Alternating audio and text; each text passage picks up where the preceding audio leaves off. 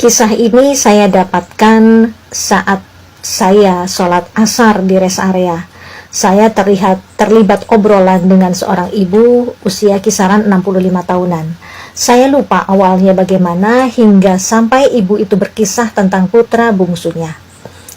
Beliau memiliki 5 orang putra, namun putra bungsunya ini yang paling berbeda. Tak pandai berhitung, tak pandai mengingat, tak pandai membaca, daya tangkap yang lambat, ditambah lagi saat itu keluarga mereka terbatas secara finansial hingga tak mungkin memberikan les tambahan bagi si bungsu. Lulus SD, si ibu yang bercerita ini dan bersama dengan suaminya bersepakat menaruh putra bungsu mereka di pondok pesantren Kobongan, pondok pesantren non-modern. Jadi kalau biasa disebut pondok pesantren salaf ya. Jadi pondok pesantren ini yang mengkaji kitab-kitab kuning, seperti itulah. Berharap di sana si bungsu bisa menjadi penghafal Quran atau paling tidak seorang dai.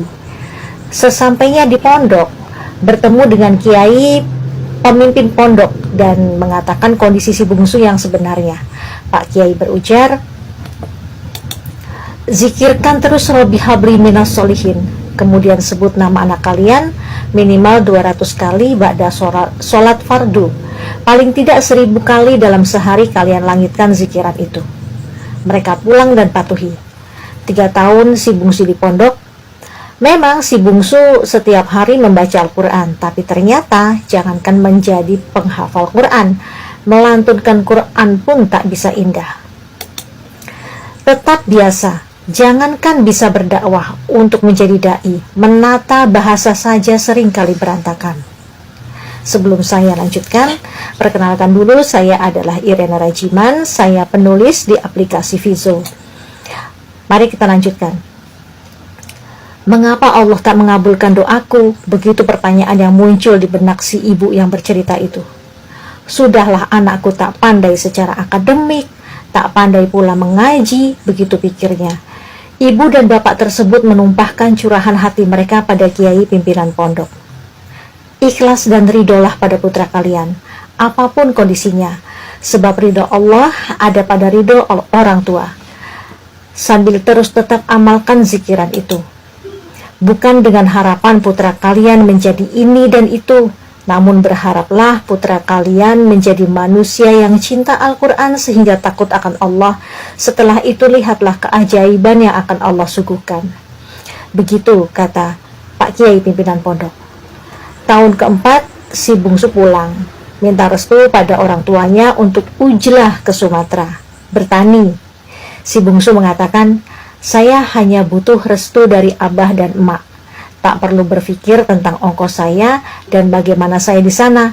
Mohon restu dan doa abah dan emak. Insya Allah hidup saya berkah di sana."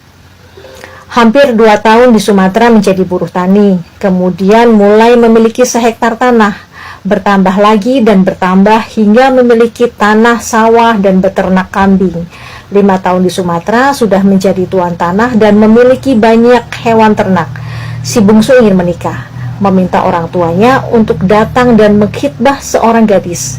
Ternyata gadis itu sama dengan dirinya, tak pandai berhitung, tak pandai bicara, namun gemar membaca Quran. Di sana orang tuanya bertanya, bagaimana ia bisa sesukses itu? Karena doa abah dan emak. "Iya, tapi apa yang kamu lakukan di sini, nak?" tanya orang tuanya. "Saya melakukan hal yang biasa saja. Sholat di awal waktu dan selalu jamaah, seperti pesan Pak Kiai. Bertani seperti ajaran para tuan tanah di sini saat menjadi buruh tani. Setiap panen, saya selalu undang ustadz untuk menghitung zakat yang harus saya keluarkan sebelum panenan saya jual. Ya, emak dan abah kan tahu saya tak pandai berhitung, maka saya minta tolong ustadz untuk menghitung zakatnya, mak." Begitu kata si bungsu. Seketika saya teringat ucapan kiai, rupanya inilah keajaiban Allah itu, kata si ibu itu pada saya. Ibu itu menambahkan, dari ke-5 orang anak saya, si bungsu inilah yang terbilang sukses secara finansial. Bahkan kakak-kakaknya kerap kali berhutang padanya. Saya menyesal kenapa dalam zikiran saya itu fokus saya hanya pada si bungsu. Coba saya sebut nama kelima anak saya. Ajaibnya lagi, si bungsu saya ini tak punya rekening bank. Dia menabung dalam bentuk emas batangan, dan ia bayarkan juga zakatnya setelah mencapai haul dan nisabnya. Bahkan kalau kakaknya ada yang mau berhutang, dia suruh pilih emas yang mana.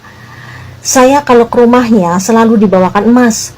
Dulu sebelum ada HP, setiap bulan suratnya selalu datang pada kami. Sekarang setiap hari dia menelpon kami. Setiap hari, Mbak. Dia juga punya data anak-anak yatim di kampungnya.